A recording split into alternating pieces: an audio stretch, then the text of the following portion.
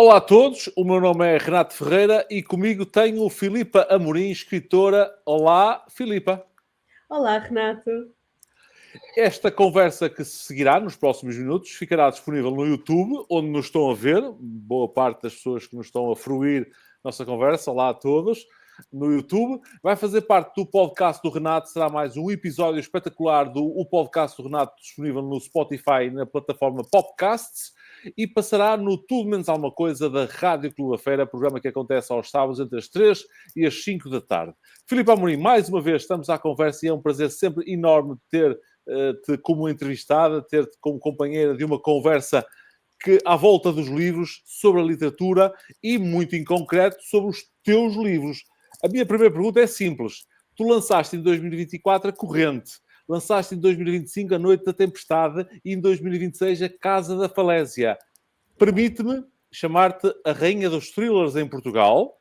Oh, meu Deus, que exagero. Permite-me.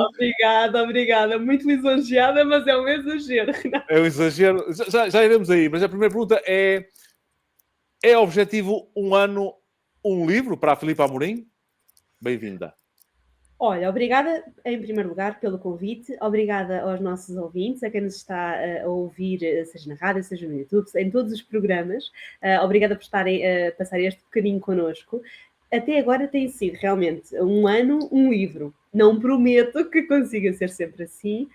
Este ritmo de produção, de escrita e de publicação foi possível porque os meus 2 primeiros livros, A Corrente e A Noite da Tempestade, começaram a ser escritos há muito mais tempo. Eles estavam na gaveta e agora foi simplesmente repescá-los, editá-los e publicá-los com a Penguin Random House. A Casa da Falésia não, A Casa da Falésia foi escrito no último ano e meio, durante o período de publicação e de divulgação dos 2 livros anteriores, mas agora preciso de parar um bocadinho e preciso de preparar os próximos livros, por isso não consigo prometer se será possível manter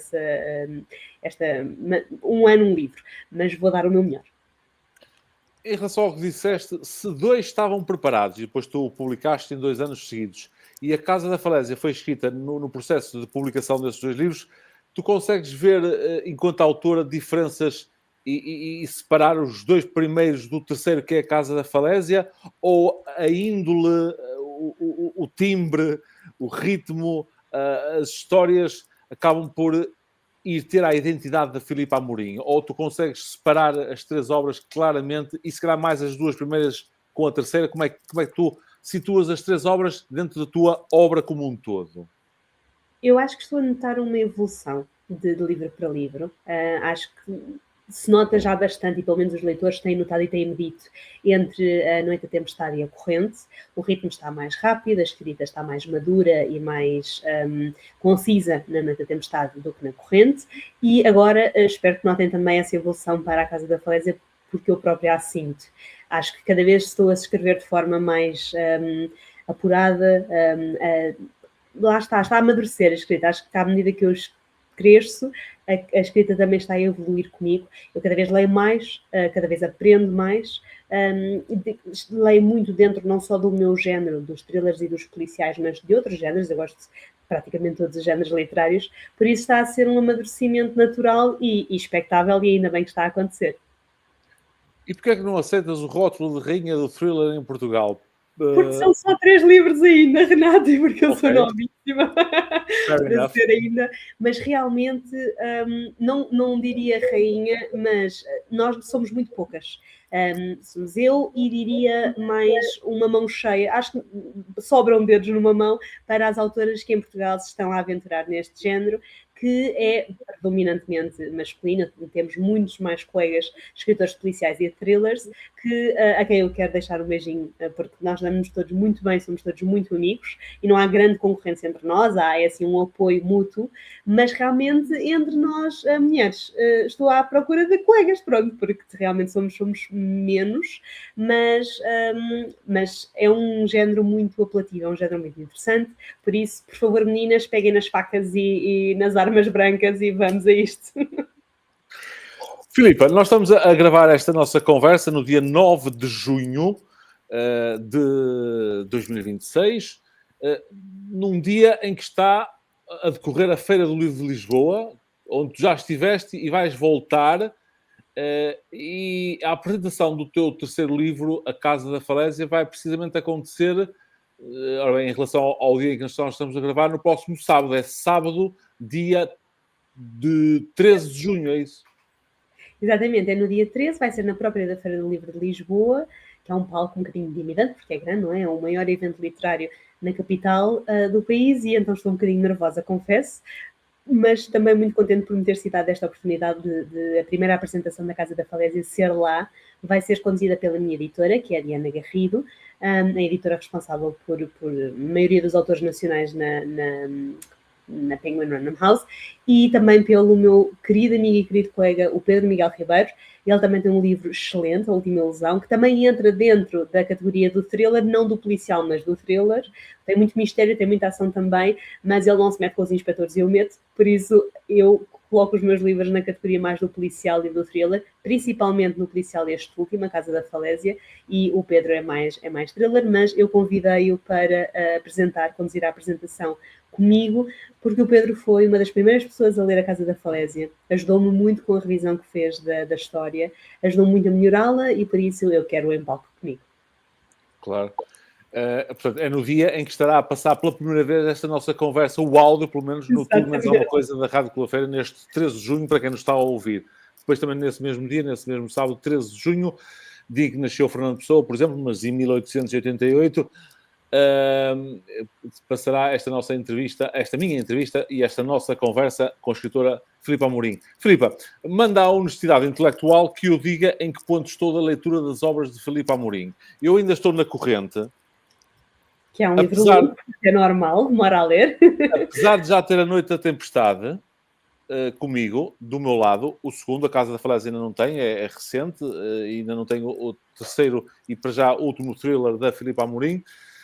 Na primeira obra da Filipa nota-se o tema, a temática, amizade muito forte, esse elo que une pessoas, que a amizade, essa característica, a amizade, está presente nas outras duas obras, Filipa, e tu aconselhas-me a terminar a corrente, isto pode ser válido para mim e pode ser outra para outras pessoas, ou achas que se pode começar A Noite da Tempestade? São obras estanques, ou convém ler por ordem todas as tuas obras, livros, thrillers? Apesar de serem livros soltos, standalones, como nós costumamos chamar, não se apanha spoilers de histórias anteriores se começar pelos últimos livros, por exemplo. É mais giro, eu considero que é mais giro para o leitor começar pela corrente, passar para A Noite da Tempestade e ir à Casa da Falésia por uma questão. Há personagens que saltam de história para história. E refiro-me aos inspectores, à dupla de inspectores da Polícia Judiciária e também ao contingente da GNR local de Santa Cruz. Nós começamos a conhecê-los na corrente e por isso, se tiver começado por ler a corrente, somos apresentados aqui ao contingente policial todo, que depois vamos encontrar novamente na Noite da Tempestade e ainda mais na Casa da Falésia. Por isso, se fizer a ordem de leitura inversa, vai-se lendo menos dos inspectores de livro para livro, enquanto que se começar pela ordem em que eles foram publicados, vai-se conhecendo e aprofundando mais estas personagens de livro para livro. Por isso, eu aconselharia começarem pela corrente e irem descobrindo as personagens ao longo dos 3 livros. Eu vou então terminar a corrente, brevemente, e para depois passar para A Noite da Tempestade e A Casa da Falésia.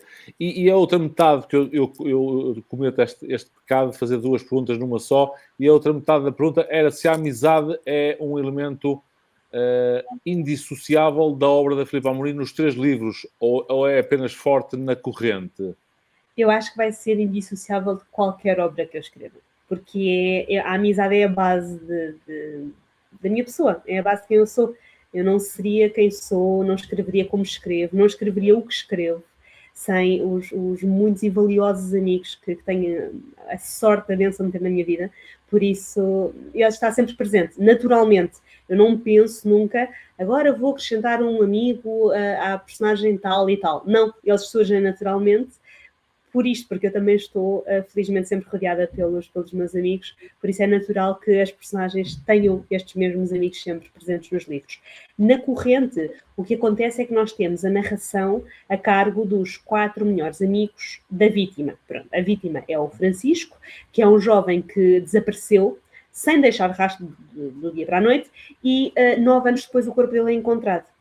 e os 4 melhores amigos dele, eles eram elos indissociáveis da mesma corrente, mas depois de ele desaparecer, eles afastaram-se, seguiram caminhos diferentes, foram para pontos diferentes até do país, mas quando o Francisco é encontrado, o cadáver dele, o único desses 4 amigos que permaneceu na terra deles, que é Santa Cruz, liga aos outros e diz-lhes, olha, vocês têm de voltar para casa porque vamos ter de reabrir a investigação e perceber o que aconteceu ao Francisco. E eles voltam, porque é isso que as amizades trazem à tona, o que há de mais leal em nós. Por isso, claro que eles voltam para ajudar a descobrir o que aconteceu a esta pessoa que eles amavam profundamente.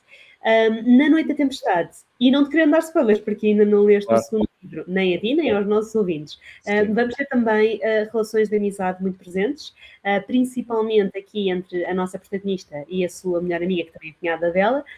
Foi aqui uma relação que eu também consegui explorar, e uma amizade muito diferente daquela que é apresentada entre as duas protagonistas femininas da corrente.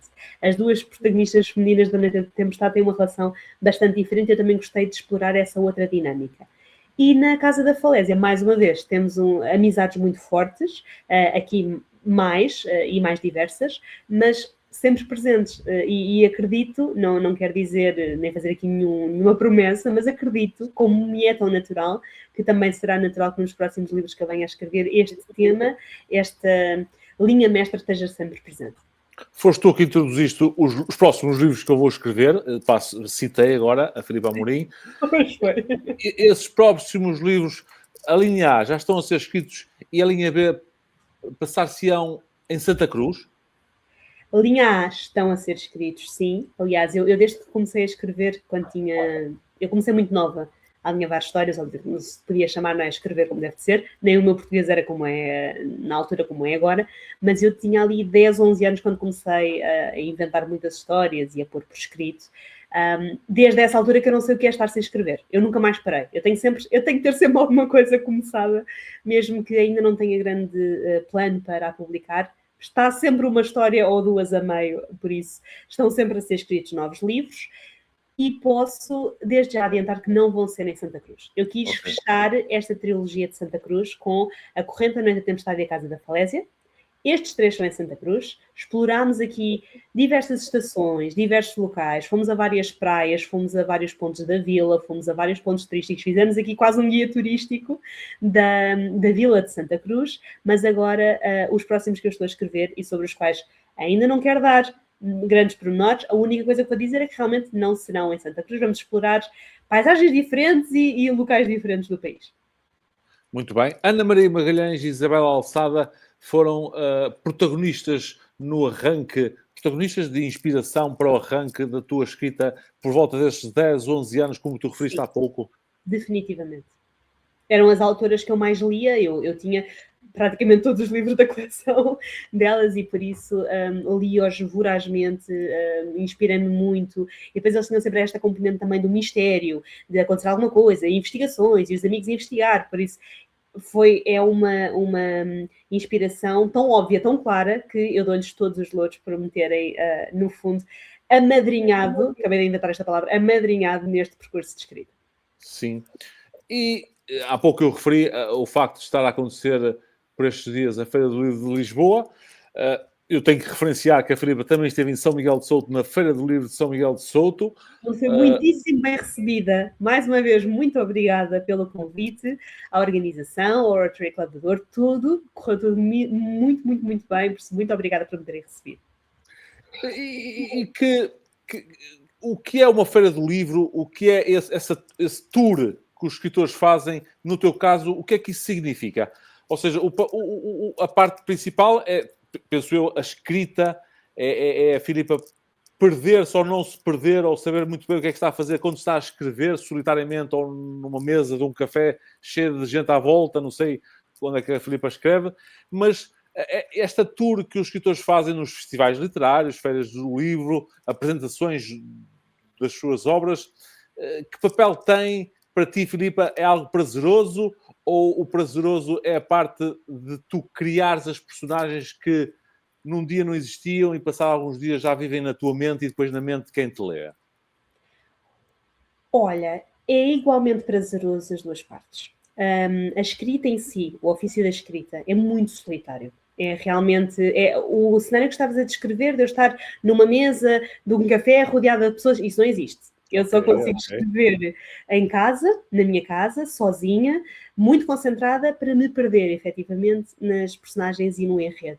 Por isso, basta ter o meu namorado presente, basta ter alguém da família presente, basta ter os meus amigos presentes. Eu já não me consigo concentrar muito bem, preciso mesmo estar ali em isolamento, quase, para conseguir concentrar-me e escrever. E isto é um processo muito longo. A escrita de um livro demora muito tempo. Por isso, quando finalmente o livro é publicado e nós podemos entrar, como vou usar a expressão que utilizaste, nesta tour pelo país, é igualmente, ou até talvez mais prazeroso, porque é quando podemos ter o contacto direto com quem nos lê. E essa é a parte mais bonita da escrita. Eu acho que se nós não quiséssemos, nós autores, não quiséssemos contactar com o nosso público, não tínhamos tanto esta vontade de publicar. Escrevíamos para nós, pronto, e não tínhamos esta necessidade de publicar e necessidade de ir falar olhos nos olhos com quem nos lê, para ouvir o que é que acharam das histórias, com que partes é que se emocionaram, de que personagens é que gostaram mais, que reviravoltas é que mais os surpreenderam, se ficaram satisfeitos com o final, se ficaram revoltados, Eu quero ouvir todas as opiniões, mesmo que sejam opiniões de olha, a história não foi nada para onde eu achava que ela devia ter ido. Até isso eu quero ouvir. Eu gosto muito da parte de poder contactar com os meus leitores e, por isso, poder ir a vários pontos do país. São Miguel de Sousa é muito longe de onde eu vivo, eu sou de Lisboa, por isso, ter podido ir aí foi incrível e tal como é poder ir a todos os outros locais que me têm recebido até agora. Tem sido mesmo das partes mais entusiasmantes desde que a corrente saiu. Já fui visitar mais localidades no país do que tinha visitado o resto da minha vida para trás, por isso tem sido mesmo muito bom ter esta oportunidade de andar pelo país a falar dos meus livros, a conhecer os meus leitores, a apaixonar-me ainda mais por este Portugal lindo que nós temos. E a apaixonar-te pelo processo de escrita e pela identidade Filipe Amorim, escritora, ou isso já tens desde os teus 10, 11 anos, como referiste, desde que começaste a escrever, ou é uma paixão também a escrita, não é? Mas tu, com essas tours, esses roteiros que fazes, com o feedback dos leitores, ou de potenciais leitores, de futuros leitores da Filipe Amorim, que ficam curiosos com a tua obra, isso tem aprofundado a paixão da tua identidade como escritora, ou estava a um nível já alto essa paixão e para cima não pode ir mais? Não, eu acho que tem vindo a crescer, sim. Eu sempre tive este sonho, eu sempre quis... Tudo o que eu sempre quis foi ser escritora. Aliás, a minha mãe no outro dia comentava que há algures lá para casa uma cassete VHS minha, em que eu estou com uma máquina de escrever, ainda daquelas máquinas de escrever à antiga, da Barbie, era toda cor-de-rosa, cheia de purpurinas, era incrível. E eu devo ter, lá está, 10, 11, foi logo no início. E então a minha mãe no vídeo, a gravar o vídeo, pergunta: o que é que tu queres ser quando fores grande? Eu digo: quero ser escritora, vou ser uma escritora com uma casa muito grande, vou ter cavalos e a única coisa que eu vou fazer é escrever. Pronto. Um sonho muito ambicioso, já desde daquela altura. Mas é para isto que eu tenho vindo a trabalhar, no fundo. Agora é a concretização, o começo da concretização. Ainda não tenho a casa grande e ainda não tenho os cavalos e ainda não vivo só da escrita, mas para lá continuarei a trabalhar porque é o sonho, é o condutor de tudo o que eu faço, de tudo o que eu sou. Só que realmente desde a saída dos livros tem deixado de ser só um sonho e tem passado a ser a concretização mesmo de um projeto. É algo que tem vindo... Houve uma altura da minha vida, acho que quando andava ali, quando era adolescente, em que eu até escondia um bocadinho, pronto, porque não tinha à minha volta mais ninguém que escrevesse, entre o meu grupo de amigos não havia este hábito. Também nem sequer havia muito o hábito de ler, na verdade. Eu era um bocadinho ratinho de biblioteca, eu fechava muito em casa para estar a ler constantemente. Acho que tive uma infância até bastante sossegada nesse aspecto, mas eu nem contava assim muito abertamente: eu escrevo, eu quero ser escritora e um dia eu vou ser escritora. Guardava bastante para mim essa fase e agora não. Agora, pronto, quando me dizem Filipe Amorim, escritora, eu já fico: ok, já se pode dizer isto em voz alta. Agora já começa a ser um bocadinho verdade. Quando saiu a corrente eu ainda não me sentia assim. Quando saiu a corrente ainda estava muito género: não, isto entretanto vai tocar o alarme, eu vou acordar e vou perceber que isto ainda não é a realidade. Mas agora não, caramba, agora já são 3 livros cá fora. Eu estou a olhar para eles neste momento que eles estão na estante, portanto, estão efetivamente publicados e já começa a cair-me um bocadinho a ficha. Não, isto realmente agora é a minha vida, felizmente. E há um peso nefasto ou saudável quando tu escreves agora, por agora já te sentires escritora, esse sonho foi alcançado, e tu quando escreves solitariamente em tua casa, sem ninguém perto de ti, estás a escrever para quem, inicialmente? E são duas perguntas, mais uma vez, estou-me a repetir, é costume, mas se esse peso de agora já seres uma escritora muito lida, se é diferente o processo de escrita por esse fator, e para quem é que escreves quando estás aí sozinha em frente ao computador? É ao computador, certo? Sim, sim, sim. Ao computador. Para quem é que tu achas que estás a escrever? É para ti mesma? Como é que é esse processo, Filipa? Eu acho que continuo a ser a minha primeira leitora. Eu acho que continuo a pensar em mim sempre como eu, acima de tudo, tenho de gostar da história. É para mim que eu estou a escrever. E depois, quando eu termino, ok, agora deixa lá ver se mais alguém gosta disto, isso pode ser publicado. Mas, acima de tudo e antes de tudo mais, eu escrevo para mim. São as histórias que eu gostaria de ler, no fundo. E acho que é assim que funciona com a maioria dos escritores. Nós escrevemos os livros que gostaríamos de poder ler, mas como ainda mais ninguém os escreveu, temos de escrever nós. Pronto, no fundo é isto. Acho que o que estavas a tentar também perguntar era se eu sentia já algum peso, ou alguma responsabilidade, ou alguma coisa de agora não posso escrever exatamente o que me apetece, porque como tenho os 3 livros anteriores publicados, eu vou ter quem me leia, agora há aqui uma certa pressão. Mas não é uma pressão nefasta, é uma pressão entusiasmante. Porque agora, finalmente, eu não estou a escrever para o vazio. Eu estou a escrever para, ok, se eu estou a gostar desta história, se eu estou a gostar destas personagens, se eu estou a gostar deste enredo, oxalá mais alguém goste. Portanto, vamos ver quando terminar, vou enviar à editora e ver se é possível publicá-lo, e à partida será. Portanto, quero acreditar sempre nisso, porque a certa altura, e escrevendo há tantos anos como eu escrevo, já se começa a perceber um bocadinho, quando já se entrou um pouco em cada livro que se está a escrever, se aquilo vai ter rumo ou não, se aquilo vai parar a algum lado ou não. Às vezes há alguns projetos que podem ser só para nós, há ideias que podem só ficar na gaveta. Escrevemos, gostámos e ficaram para nós. Mas quando começamos a perceber que aquilo tem ali algum sumo, e se calhar até é publicável, aí começa o entusiasmo. Aí começa o meu entusiasmo. Por exemplo, ao longo da escrita da Casa da Falésia, eu não podia falar ainda a ninguém, não é? Estava a promover a corrente e estava a promover a Noite da Tempestade, mas eu já estava com um entusiasmo profundo. E então ia falando aos meus, ia falando à minha família, ia falando aos meus amigos, e eles ficavam realmente do género, bem, veio aí uma história que te está a entusiasmar muito e tu agora tens de guardar esse segredo a 7 chaves até chegar à altura da publicação. Mas estou sempre entusiasmada, estou sempre, vai ser tão giro partilhar isto, vai ser tão... Deixa cá ver o que é que as pessoas vão achar desta personagem, desta decisão, desta reviravolta. Por isso, acho que continua a dar-me tanto prazer, a escrita continua a ser algo que me dá tanto prazer, que ainda não há essa pressão nefasta. Há, é sim, um entusiasmo e uma adrenalina boa que espero sinceramente que nunca se perca. Muito bem. Sem nenhum spoiler em relação aos 3 livros que já tens, A Corrente, A Noite da Tempestade e A Casa da Falésia, e já lá vão 2 perguntas de certeza nesta minha pergunta, vou tornar a repetir o mesmo pecado, que é, algum dos livros te levou a uma surpresa em alguma das personagens que tu criaste? Isso leva-me à segunda pergunta dentro desta questão, que é, tu és a escritora que previamente quer definir coisas e depois vai ao encontro dessas coisas que definiu previamente, ou vais descobrindo? E se vais descobrindo consoante vais escrevendo, houve alguma personagem, sim, qual a que mais te surpreendeu nestes 6 livros que já lançaste? Então, rapidamente, eu não planei tudo. Eu não planei o livro todo quando começo a escrever. Eu tenho a semente da ideia, surge-me a semente da ideia, que às vezes pode ser só a cena de abertura, ou o primeiro capítulo, ou os primeiros capítulos, pronto. E depois sento-me. Normalmente esta inspiração vem nos momentos menos propícios, que é quando não posso sentar-me e apontar, ou porque estou a conduzir, acontece-me tantas vezes quando estou a conduzir, quando estou no banho, quando estou a cozinhar, quando estou a fazer qualquer coisa que não me permite estar ao computador.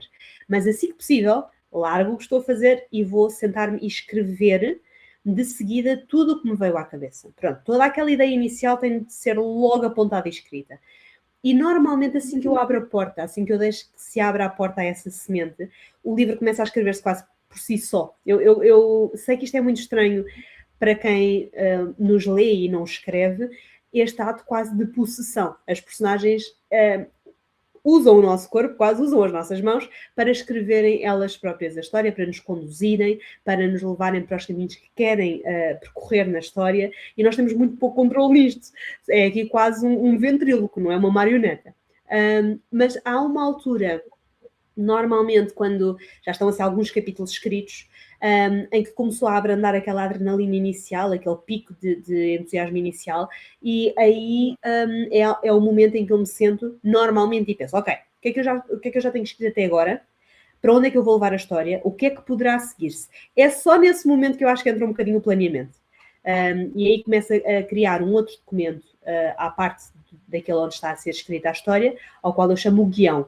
E no guião eu vou apontando, ok, no capítulo 1 aconteceu isto, no capítulo 2 aconteceu isto, a reviravolta tal surgiu num momento tal, às tantas horas do dia tal eles estavam aqui, porque como é um policial, eu tenho que ter muita atenção aos detalhes, todos das investigações, aonde é que os personagens estavam a determinada hora, a determinado dia, para não me contradizer mais tarde.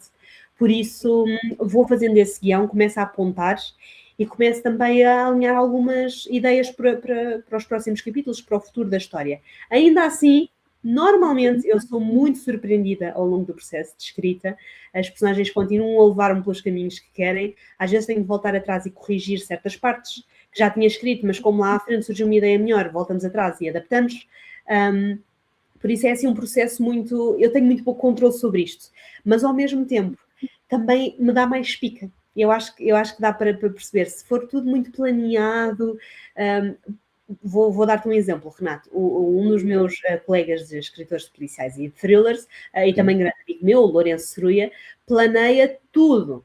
Ele faz a estrutura toda do livro, todos os pormenorzinhos, e só depois é que se senta e começa a escrever. No fundo, ele controla muito mais a história e o enredo do que eu. E ele precisa desta segurança para conseguir levar a história com o planeamento que cria. Eu gosto mais de dar o lema às personagens. Eu gosto mais de ser surpreendida. Se precisar de ir voltando atrás para corrigir ou ajustar pormenores, faço, não faz mal. Posso levar mais tempo ou menos tempo a escrever o livro, mas eu gosto muito deste entusiasmo de não estar muito no controle da escrita em si, de serem as personagens a conduzir. Por isso não me importa nada de não planear tudo desde o início. E há assim, alguma personagem que tenha levado para sítios assim mais surpreendentes para ti mesma? Principalmente neste terceiro livro, eu surpreendi muitas vezes, eu dei por mim muitas vezes, quando estava sozinha a escrever em casa, esta ideia, isto é bom, vamos apontar isto. Alguma reviravolta de alguma atitude, alguma resposta assim mais sarcástica, mais irónica, que alguma personagem deu e eu fiquei a olhar para o que tinha escrito do género, isto é tão giro, vou manter isto. E há muito mais dessas no terceiro livro, de facto. Eu acho que me diverti, A Casa da Falésia foi dos três aquele com que eu mais me diverti. Continua a ser, atenção aqui para os nossos ouvintes e para os nossos espectadores, continua a ser um livro pesado, é um thriller, é um policial e acontece um crime e é preciso investigar, só que não sei se é por ser o pico do verão, por estar bom tempo, por, sabem, aquele ambiente de praia e parecer tudo que estava muito melhor, foi um livro mais leve de escrever, mais divertido. A Noite da Tempestade é um livro muito sombrio e muito pesado, seja pela tempestade constante, por estarmos no inverno, em Santa Cruz, que é um inverno sempre muito rigoroso, seja pelas temáticas do que acontece às personagens e do passado delas.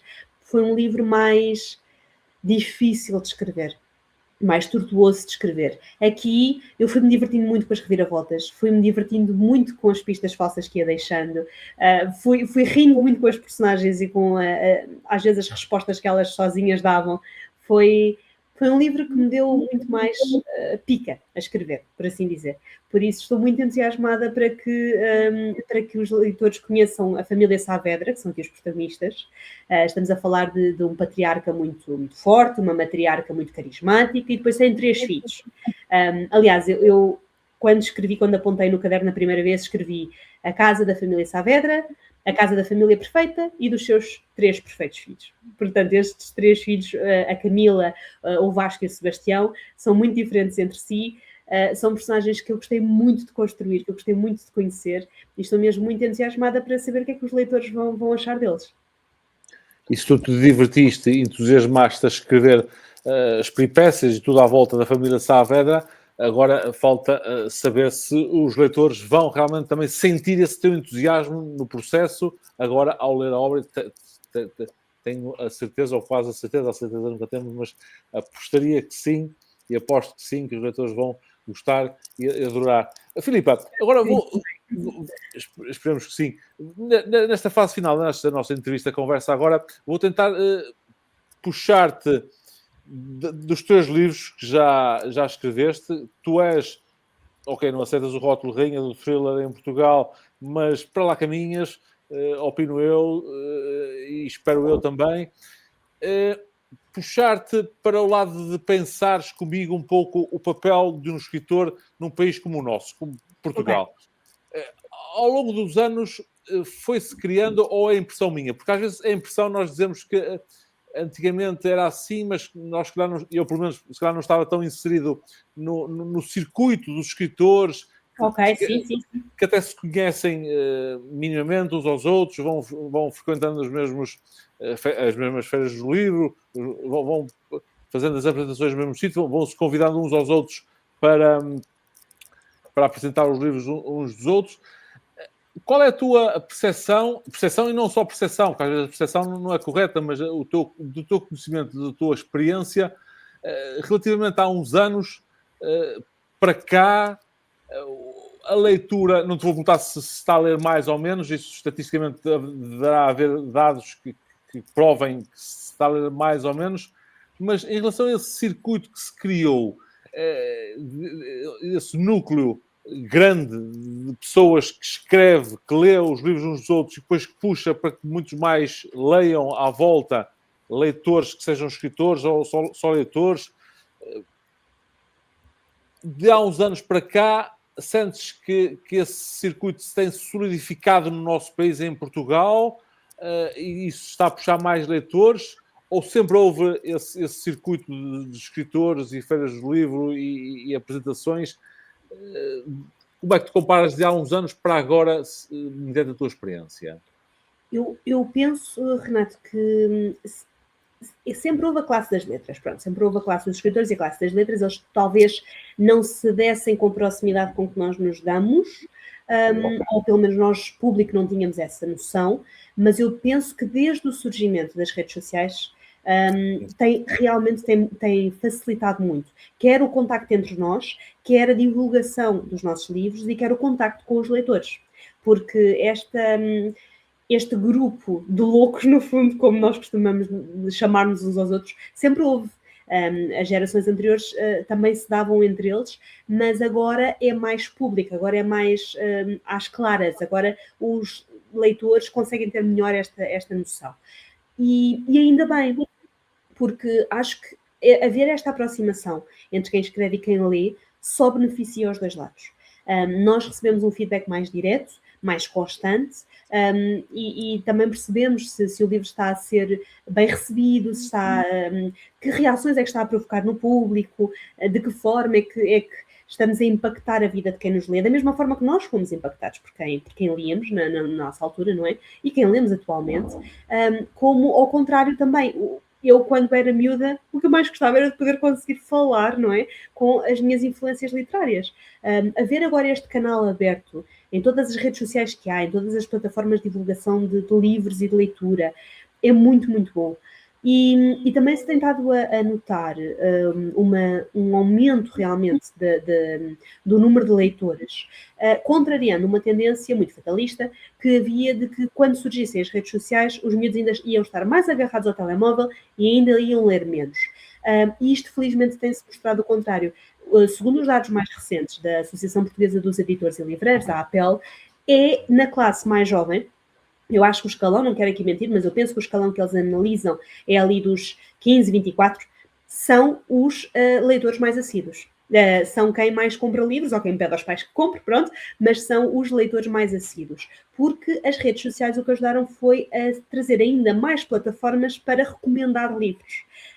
Perdeu-se um bocadinho aquele estereótipo de ratinho de biblioteca que está sempre enfiado com o nariz nos livros e é muito solitário e não tem amigos, e agora não, agora há clubes de leitura em todo o lado, felizmente.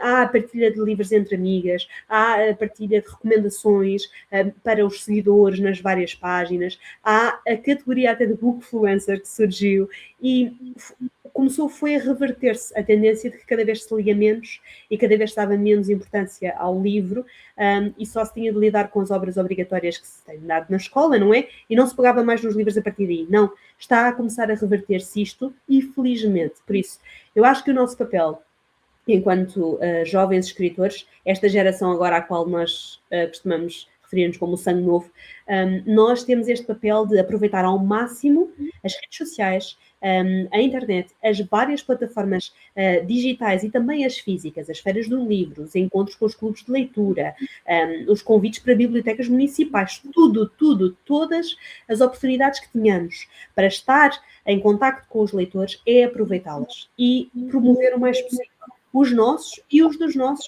colegas escritores também. Felizmente, nós damos todos muito bem.